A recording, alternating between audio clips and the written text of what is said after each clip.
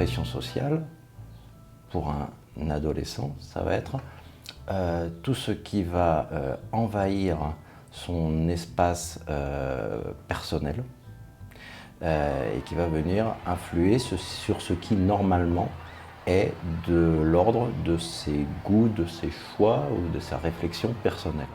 C'est un peu un choix commun que tout le monde fait en même temps. Il y a quelqu'un qui propose, il y a quelqu'un qui suit, et peu à peu, tout le monde s'adhère. Alors, la pression sociale, c'est un phénomène de masse, de groupe, qui va tenter d'imposer à un individu ou à plusieurs de se conformer à un supposé standard ou à la volonté du groupe en question, au détriment de l'attitude spontanée de la personne ou des personnes visées. Pour moi, la pression sociale, c'est surtout l'influence qu'ont les gens ou un groupe de personnes sur toi-même. Ça peut interagir avec ton comportement, ça peut modifier tes habitudes. C'est surtout ça la pression, je pense, sociale.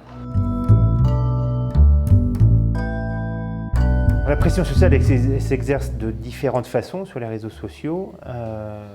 Déjà parce qu'il y a plusieurs types de réseaux sociaux. Ça peut être simplement par message interposé, ça peut être quelque chose lié à l'image, des photos, des vidéos qui sont instrumentalisées, qui sont utilisées à l'insu, en tous les cas sans le consentement des personnes sujet de la photo ou du vidéo.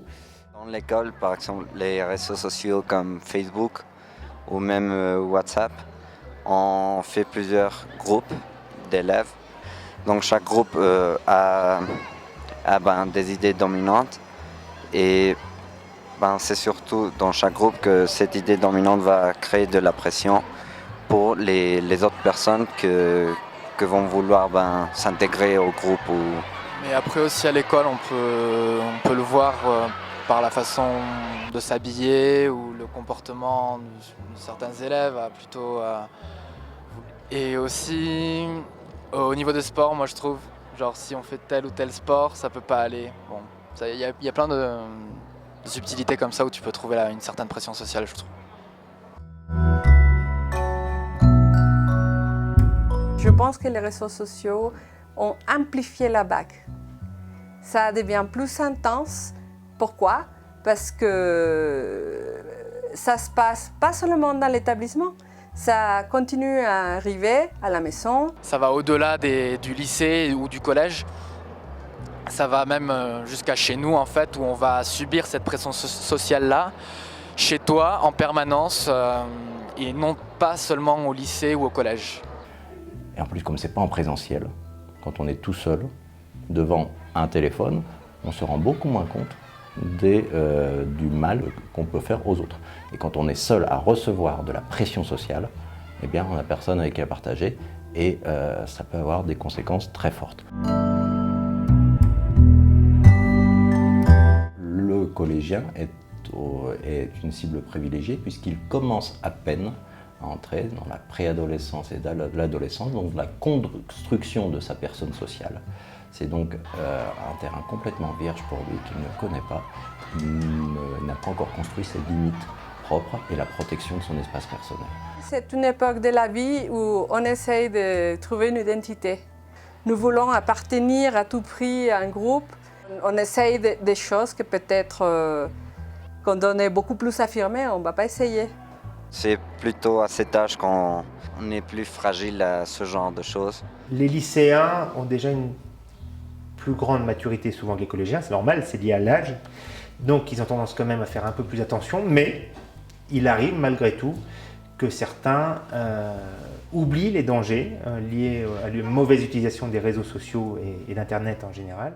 Il paraît très anodin de verser toute cette information dans les réseaux sociaux.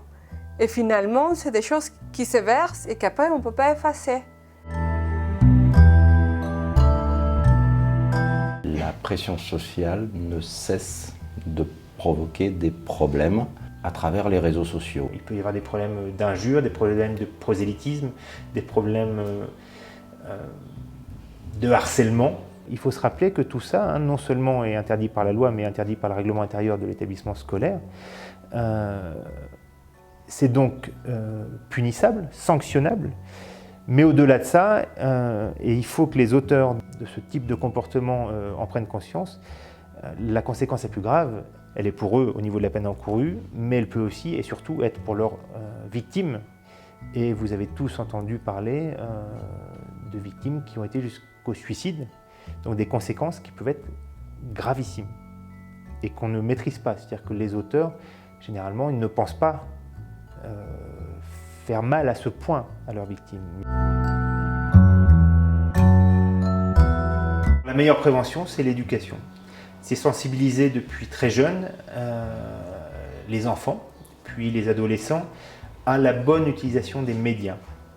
C'est-à-dire, les réseaux sociaux, ça reste un outil, et comme tout outil, on peut en avoir une bonne et une mauvaise utilisation.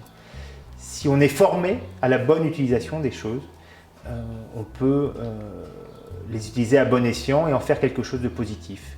Si on est mal formé ou pas formé à leur bonne utilisation, eh bien ça peut devenir quelque chose de nocif, voire de dangereux. Durant cette année, on a fait des conférences sur le bon usage d'Internet que nous avons présentées au collège, aux élèves de collège. Et les conférences qu'on a fait, par exemple, permettent de comprendre assez facilement les dangers qu'il peut y avoir, comment les éviter et justement, s'il y a déjà eu des problèmes, venir en parler. Les conseils à donner à une victime de pression sociale excessive, c'est évidemment d'éviter absolument l'isolement et d'en parler aux adultes. Aux adultes. Les adultes, en général, les éducateurs en particulier, ont des réponses et peuvent aider la victime à gérer cette situation et à se remettre de l'agression dont elle a pu faire l'objet. Une des solutions pour en quelque sorte s'en sortir, si vous ne savez pas trop quoi faire, c'est d'en parler, surtout si vous êtes des garçons par exemple, parce qu'on l'a vu, Jean-Philippe et moi en tout cas, les garçons ont beaucoup plus de mal à s'ouvrir aux autres personnes, d'exposer leurs problèmes.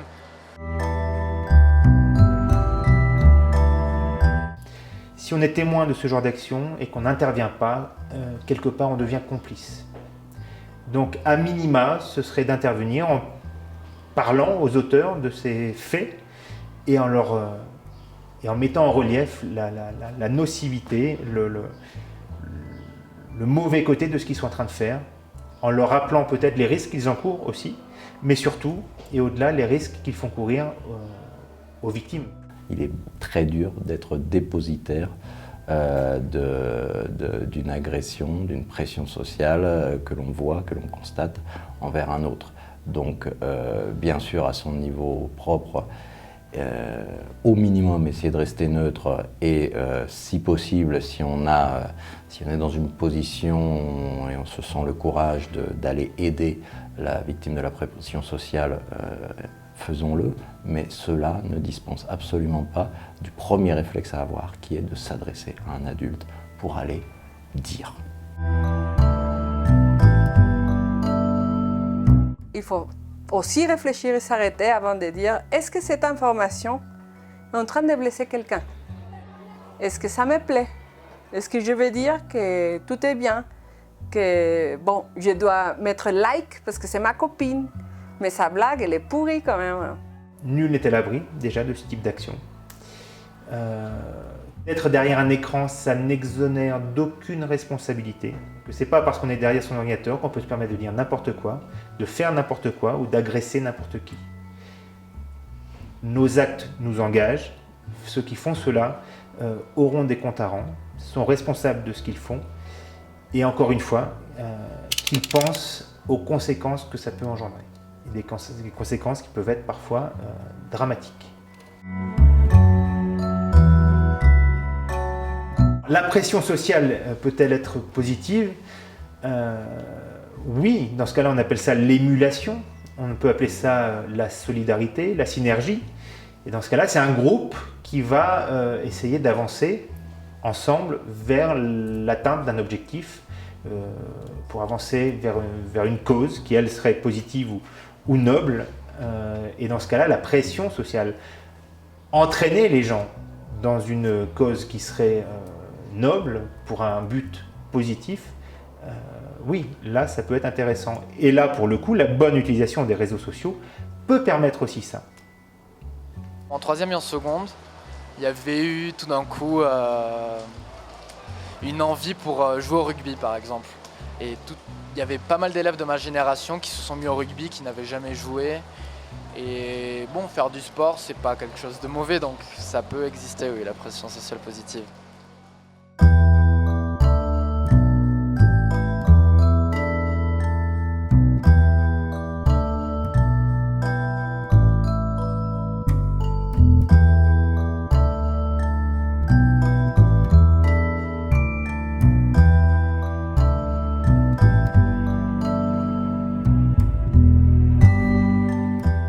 Le travail que vous êtes en train de faire, parce que je crois qu'il est important. J'ai parlé de l'importance de l'éducation aux médias tout à l'heure, l'importance de la bonne utilisation des réseaux sociaux. Je crois que ça ne fonctionnera en tous les cas efficacement que si les élèves, que si les jeunes sont eux-mêmes acteurs de cette prévention. On parle très vite de harcèlement ou de violence, mais le terme un peu plus neutre et descriptif de pression sociale permet sans doute d'aller beaucoup plus loin dans la réflexion. Donc, je suis content que vous ayez abordé le thème.